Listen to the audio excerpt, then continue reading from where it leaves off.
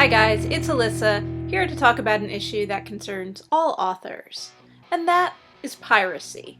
Piracy! Piracy has recently become a big concern for authors. I have a Google alert set on my name. That means that anytime somewhere on the web my name shows up, I get an email from Google letting me know about this. Most of the Google alerts I get are for piracy sites. Now, to be fair, most of those piracy sites are actually scam piracy sites where they don't actually have the book and they just want to trick you into thinking they have the book so that you download their malicious software or view their ads or whatever they're doing to make money.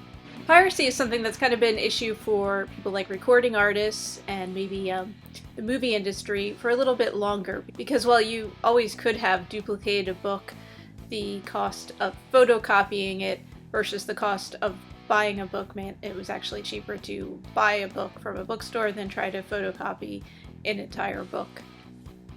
But digitalization means that it's very inexpensive to pirate a book and share a book digitally, so that people can download it illegally and read it on whatever device they read their books on.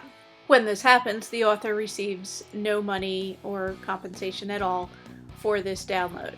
And what's interesting is, if you follow this subject at all and read about it in any of the forums or places online, there's always someone, or more than one someone, who talks about how piracy isn't really such a bad thing and tries to justify the actions of illegally downloading books. Attempting to justify piracy by saying that downloading an illegal copy of a book is no different than borrowing a book, say, for free from a library, or borrowing a copy from a friend, is kind of like trying to justify the illegal deflation of footballs by saying, hey, we would have won the game anyway. They make excuses like they don't have money and can't purchase the book, or this is the only way they're able to get a copy of the book, or they don't feel like they should have to pay for books, that they should be given to them for free. But these are some pretty crappy arguments. What I find interesting is that a lot of the people that make these arguments about why they can't or shouldn't pay for books will gladly spend money on other items that maybe aren't really worth it.